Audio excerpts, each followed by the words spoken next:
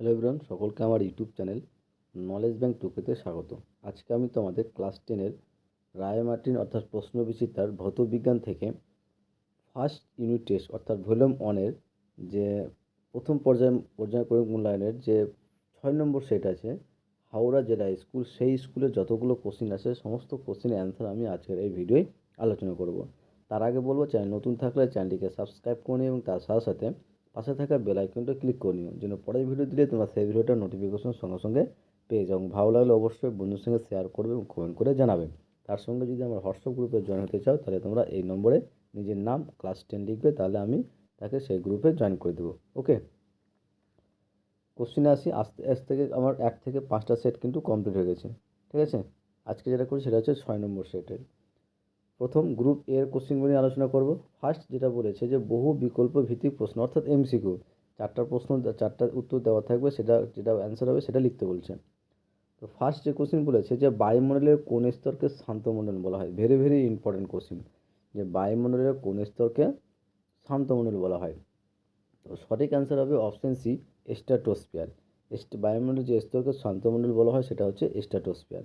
ওকে, next, বয়েলের সূত্র অনুযায়ী P লেখচিত্রটি কীরকম হবে। অপশন ডি, এরকম চিত্র হবে, ঠিক আছে। 3 নম্বর, যে প্রিজমের আলোক রশ্মির আপতন কোণ 0 থেকে ক্রমশ বাড়তে থাকলে তার চ্যুতিকোণটা কীরকম হবে। প্রিজমের আলোক রশ্মির আপতন কোণ 0 থেকে ক্রমশ বাড়তে থাকলে তার চ্যুতিকোণটা কী হবে। অ্যান্সার হবে প্রথমে কমবে ও পরে বাড়বে, ঠিক আছে। Option C.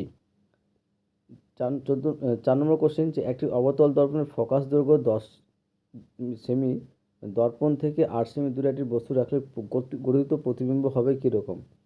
তো অ্যান্সার হবে অপশান এ, অসৎ এবং বিবর্ধিত।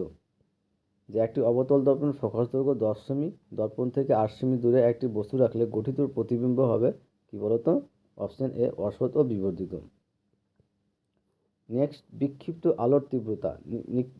আলোর তীব্রতা আলোর তরঙ্গদৈর্ঘ্যের সহিত যেভাবে সম্পর্কিত সেটা কি। এটা অ্যান্সার হবে অপশান বি, আই সমানুপাতিক 1/λ⁴। ওকে, 6 নম্বর, যে প্রদত্ত কোন জোটটি সংগতিপূর্ণ নয় সেটা হচ্ছে সিইউ ক্ষারীয় মৃত্তিকা মৌল। 7 নম্বর, যে প্রদত্ত কোন যৌগটিতে ধাতব আয়নে অষ্টক ঘটে না সেটা হচ্ছে অপশন এ, লিথিয়াম। এইগুলো আমাদের গ্রুপ এর অর্থাৎ এমসিকিউর কোশ্চেন অ্যান্সার। এবার আসছি আমরা গ্রুপ বি এতে। আর গ্রুপ বি অ্যান্সারগুলো বলার আগে তোমাদের বলবো, চ্যানেল নতুন থাকলে চ্যানেলটিকে সাবস্ক্রাইব করে নিও এবং তার সাথে সাথে পাশে থাকা বেল আইকনটাও ক্লিক করে নিও, যেন পরের ভিডিও দিলে তোমরা সেই ভিডিওটার নোটিফিকেশন সঙ্গে সঙ্গে পেয়ে যাবো। ভালো লাগলে অবশ্যই বন্ধুর সঙ্গে শেয়ার করবে এবং কমেন্ট করে জানাবে। এবং আমার হোয়াটসঅ্যাপ গ্রুপে যদি জয়েন হতে চাও তাহলে আমরা এই হোয়াটসঅ্যাপ নাম্বার 8145150357 এই নম্বরে নিজের নাম এবং ক্লাস 10 লিখবে এবং নিজের স্কুলের নাম লিখবে, তাহলে আমি তাকে সেই গ্রুপে জয়েন করে দেবো, ঠিক আছে। সেখানে তোমরা কোনো কোশ্চেন প্রবলেম থাকলে সেই কোশ্চেনটা পাঠাবে, সেই কোশ্চেনের অ্যান্সার সেখানে দেওয়া হবে। নেক্সট, গ্রুপ বি এর প্রথম কোশ্চেন বলেছে যে নিম্নলিখিত প্রশ্নগুলির উত্তর দাও। ফার্স্ট যে কোশ্চেন বলেছে যে মিথেন হাইড্রেটের সংকেত কী। তো মিথেন হাইড্রেটের সংকেত হবে CH4.23H2O, 4CH4.23H2O, এটা হচ্ছে মিথেন হাইড্রেটের সংকেত। তার সঙ্গে অথবা আরেকটা কোশ্চেন আছে যে সিএফসিতে উপস্থিত কোন পরমাণু ওজোন স্তর ধ্বংসের জন্য দায়ী। সিএফসিতে উপস্থিত কোন পরমাণু ওজোন স্তরের ধ্বংসের জন্য দায়ী, সেটা হচ্ছে সক্রিয় ক্লোরিন পরমাণু। কী বলতো, সক্রিয় ক্লোরিন পরমাণু। নেক্সট বলছে শূন্যস্থান পূরণ করো কি, যে প্রাকৃতিক সৌরপর্দা হলো ড্যাশ। অ্যান্সার হবে ওজোন স্তর। নেক্সট বলছে বিবৃতিটি সত্য বা মিথ্যা লেখো। কি বলেছে, যে বাস্তব গ্যাসের অণুগুলোর মধ্যে কোনো আকর্ষণ বল নেই, এটা কি হবে, মিথ্যা হবে। বাস্তব গ্যাসের অণুগুলোর মধ্যে একটা আকর্ষণ বল আছে, ঠিক আছে। তাহলে এটা সঠিক অ্যান্সার হবে কি বলতো, মিথ্যা হবে। নেক্সট 4 নম্বর, যে চার্লসের সূত্রের ধ্রুবক রাশিগুলি কী কী। চার্লসের সূত্রের ধ্রুবক রাশি হচ্ছে গ্যাসের ভর ও গ্যাসের চাপ। নেক্সট অথবা দিয়ে কোশ্চেন আছে, দেখো যে চার্লসের সূত্রের ধ্রুবক রাশিগুলি কী কী। এটা কিন্তু ভেরি ভেরি ইম্পর্টেন্ট কোশ্চেন। এটা তো বললাম যে চার্লসের সূত্রের ধ্রুবক রাশি হচ্ছে গ্যাসের ভর ও গ্যাসের চাপ। অথবা দিয়ে যেটা কোশ্চেন সেটা হচ্ছে যে একটি বায়ুর বুদবুদ কোনো জলাশয়ের তলদেশ থেকে উপরে তলে এলে এর আয়তনে কিরূপ পরিবর্তন ঘটবে। এর আয়তনটা কী হবে, বৃদ্ধি পেয়ে যাবে। একটি বায়ুর বুদবুদে কোনো জলাশয়ের তলদেশ থেকে উপরিতলে এলে এর আয়তনের যে পরিবর্তন হবে সেটা হচ্ছে বৃদ্ধি পাবে। আয়তনটা কীভাবে বৃদ্ধি পাবে। নেক্সট 5 নম্বর, যে কোনো আলোকরশ্মির আপতন কোণ যদি 50 ডিগ্রি এবং প্রতিসরণ কোণ যদি 32 ডিগ্রি হয় তাহলে বিচ্যুতি কোণের মান কত হবে।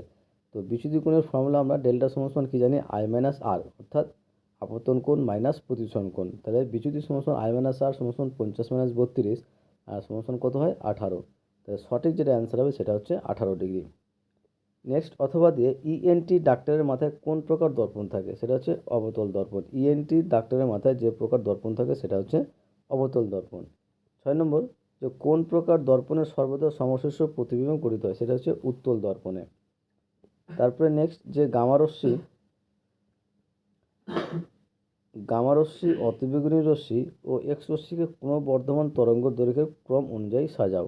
ঠিক আছে, ছোটো থেকে বড় সাজাতে বলেছে। তো প্রথমে হবে গামারশ্মি, তারপর হচ্ছে এক্স রশ্মি, তারপর হচ্ছে অতিবেগুনি রশ্মি, অর্থাৎ গামারশ্মি লেস দেন এক্স রশ্মি লেস দেন অতিবেগুনি রশ্মি।